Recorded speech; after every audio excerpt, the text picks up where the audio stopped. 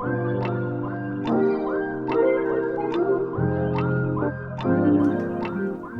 is going on, friends, fans, and fam? Welcome back to the South by East podcast, where we talk about the culture, the scriptures, and everything in between. Jonathan is out on business this week, so I'll be holding it down. And this week, we're going to be doing something a little special.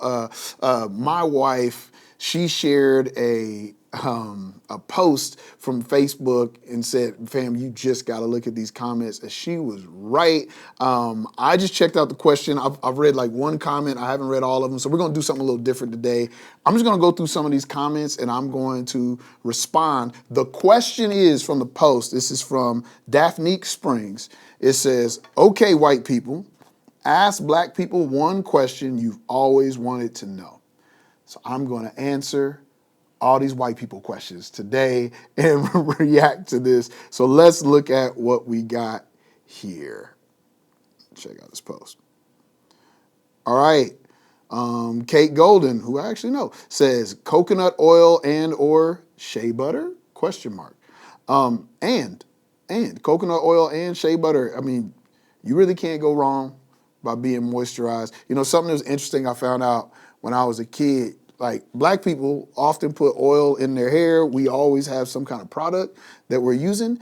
And it was so weird to me as I got older. I would ask, like, you know, some of my white friends, I'm like, well, hey, what do you put in your hair? Especially like ladies. And they'd be like, nothing. I'm trying to de-oil my hair. My hair is too greasy. I'm like, oh, I did not know. That's just one of those interesting things.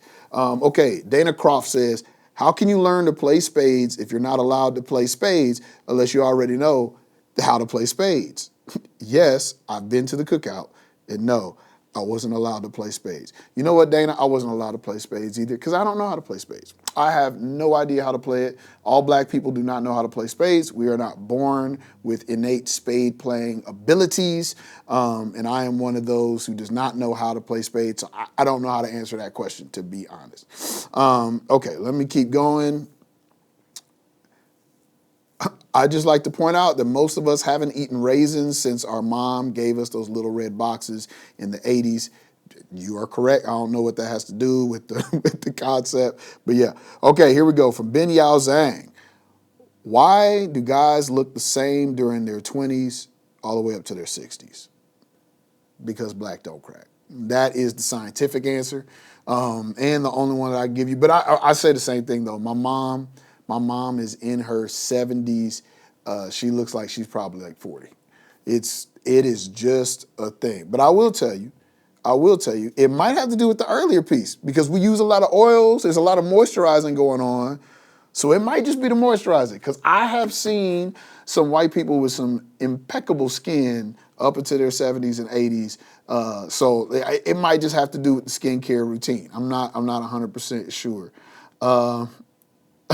I'd love a good recipe for greens. One of y'all's grandma stuck her foot in, please. Respectfully, from a redhead who seasons her food and does not put raisins in the potato salad. Amarette, you the real MVP. I appreciate what you're doing here, especially with the potato salad. Please don't put raisins in the potato salad. I will tell you this, though. I used to work at a Presbyterian church. It's a primarily white church, but in the choir that I was in, I mean, we had people of Asian descent. We had, there's a lot of redheads at that church. It was just kind of a thing. But just a lot of people from all sorts of different backgrounds. And whenever we would get together, like Presbyterians know how to eat, fam. When we would get together, there'd be this spread. You know, the first time I'm coming through, I'm like, okay, yeah, they're saying we're gonna have a breakfast before service. I'm thinking, you know, maybe some kind of casserole, some kind of eggs or some bacon. Fam, I get there and there is like tandoori chicken on the table. There's all sorts of stuff that I have never heard of. And I did get some salad. It wasn't potato salad, but some salad with a whole lot of different fruits and stuff in it. And it looked and smelled amazing. Now I'm allergic, couldn't get in there, but it looked and smelled amazing. I saw some pretty cool things there. So I think that there's some dishes from out in the Caucasus Mountains that I would like to learn myself. So I think this is good to have this fair exchange, to just have a fair exchange. For those of you asking, this is from Samantha Jenkins, who's African American. She says, for those of you asking to come to the cookout, the ancestors said no. but we can meet at a public place for brunch. Oh man, these comments are wild. These comments are wild. Okay, all right, okay, yeah, I'm gonna have to address this. Kate Sweet says, when you say OTW, on the way, what do you mean by that? Because as a collective group, y'all are never on the way. Listen, I'm gonna tell you, there is a code to CP time. Now, as a pastor, I'm gonna show up for you. As a professional, I'm gonna be there when I say I'm gonna be there. In fact, I'll be there before I say I'm gonna be there because I wanna be on time and because I'll be getting lost. So I'm gonna make sure I'm there. But as someone growing up in the region of America that runs on CP time, I can tell you that there is a legend that you can use, okay? On the way, that means I am aware that I need to be somewhere and I have made provisions to eventually stop what I am doing and head your direction. I'm thinking about you. I am with you in spirit and I'm headed your direction within the next 30 to 45 minutes, depending on when this show wraps up. That is on the way. So if I say, if someone says on the way and you know that they run on CP time, just understand they're probably not coming right away. Just do something else. Do something else. They'll be there when they get there. They'll probably check in. Now, when they say I'm around the corner, often that is not a lie. That is usually accurate. But notice that there's no time given in that explanation. Hey, where you at? Are you on the way? I'm around the corner. Now, around the corner doesn't mean that I'm on the way. It doesn't mean that I'm in the car. It doesn't mean that I'm headed there. It probably means I'm at someone else's house down the street. I'm around the corner. I'm close by. I'm within 5 to 10 minutes if I was to take a vehicle, probably 25 minutes if I was to have to walk. So around the corner, if you really want to know when that person's coming, you got to say, hey, where you at, man? I'm trying to see you here. Hey, I'm around the corner. All right. When you think you'll be here? You got to follow up with that question. Otherwise, it's fair game. Around the corner is around the corner. Now, let's see. There's on the way. I'm around the corner. I'll be there in 5 minutes. I'll be there in 5 minutes just means that I'm headed that direction. I may be getting my keys. Maybe taking a shower. Now, this isn't me personally. This is not an indictment. Nothing that I'm saying here can be used against me in a court of law. I just want y'all to know I'm speaking from a general perspective.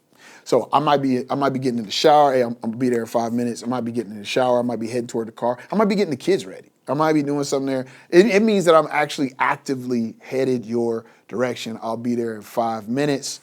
If someone gives you a real specific time, like, hey man, I'm about 27 minutes out, that's a GPS number. That means that I've actually plugged something in and I'm probably on the way to your location. 5 minutes, don't trust that. Don't trust that. Anything over 10, hey, you might actually be able to expect them in that time. So I think that's all of them. I think that's all of them. On the way, be there in 5 minutes. I think I got them there, so I hope that helps you out. Kate, why is the letter R pronounced Ara? By Brian Timmons. Fam, that's an old Southern people thing. If you find someone who's saying aura, like we doing aura, like aura that's an old Southern people thing. Like I had some mothers in the church where I grew up that would do that, but we don't all do that. And I'm from Kansas, so it's a little different. We got a Midwest, we got that non-regional dialect going on here for the most part, unless you're from Kansas City. So it's not that way. It's not that way. Caitlin Bailey says, what in the world? So on hot sunny days, I tell my daughter not to wear black because it'll make her hotter. And she genuinely was wondering if black people feel hotter in the sun because their skin is darker. She is 5. She's very smart. Yes. I've not been every black person, but the answer is yes. Yes, we do. Yes, we do feel hotter in the sun. So I'm just going to tell you that. Rika Lewis says, I'm black and I got a question. Why y'all wear bonnets in public? I feel like you never know who you're going to see. That is 100% true. And Rika, fam, my mama is right there with you. Listen, I remember I was about 12 years old when I first learned how to wear a do-rag. I was in my youth group, and I kind of had a real hood like youth group, but we were going to Worlds of Fun. Right? I was the most square person in the whole youth group for the most part. But I had just learned how to wear a do-rag. My mama taught me how to wear a do-rag. I had this light blue do-rag. It matched my outfit. I strapped up my do-rag, I tied it up, and I was ready to go. And my mom stops me. She said, "Where are you going?" I said, "I'm going to get with the church bus, and we're going to go to Worlds of Fun." She said, "Not wearing that, you not? Why would you wear that do-rag outside the house?" And we had a whole conversation. You would have thought that I had broken all 10 commandments. She was so upset. She was like, "We don't ever wear that stuff outside the house." So I was always taught that hair care products, bonnets, do-rags, wave caps, those are for inside or under a hat. You can put it under a hat. You don't wear those outside of the house. Now, in my travels, I was in India, and I got a lot of love because it was hot. Things was happening. I had to wear my do-rag. And I actually went into, it was really interesting. I went into, it was like a big religious place, like a tourist place. And there were a lot of other brothers and sisters that were of Middle Eastern descent. And most of them would cover their head because they'd be Muslim or different types of cultural things. And they would cover their head. And I got a lot of respect. It was seen as respectful that I had my head covered. And it just kind of changed the way that I saw do-rags from then on. But I agree, though, with Rika. Culturally, growing up, how I grew up, we did not wear do-rags and stuff like that outside the house. It looks tacky. That's just where we're at. And so I feel you on that. Okay, last one from Grace Rodriguez. Why does a barbecue start at 4, but everyone shows up at 6? Listen, those times are approximate. For my family, we would have a cookout for most of our big events, like Christmas, maybe for Easter sometimes. But our big events, we would have a cookout. And it usually be on Sunday, because that's when a lot of the big days happen. So on Sunday, and dinner is at 1. It's not lunch. There is no lunch. You go to church. When you get out, dinner's at 1, or really like 2:30. Right, dinner's at 2:30, and you got to show up for dinner. Around 2:30, there is some food done. But people are bringing food. So people are cooking. They get out of church. They got to cook. They got to come through. And so whenever you get there, it's when the party starts. Because you know what? It also doesn't end. It's 2:30 until whenever everyone leaves. You eat. You get fat. You sit around and you chop it up. Someone's watching a game. Someone's making fun of you. The kids are outside playing basketball or whatever. And it's a lot of fun. And it's just an all-day thing. And so you don't really have to worry about when you get there because you're not really worried about when you're going to leave. And that's just kind of how it works, at least in my family, for all those things, because we just enjoy being together. And part of that process is also preparing things and getting it ready to go. It's just a cultural thing for us. And that's how it is. I hope it doesn't offend you.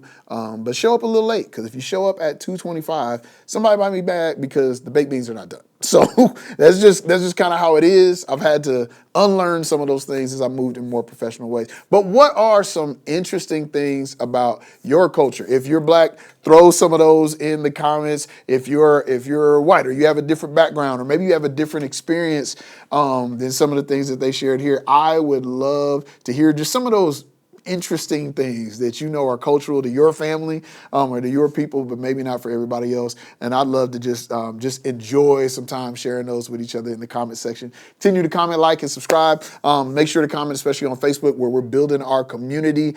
Share this with somebody else who needs a laugh and get some fun out of it. And we'll see you next week in the intersection.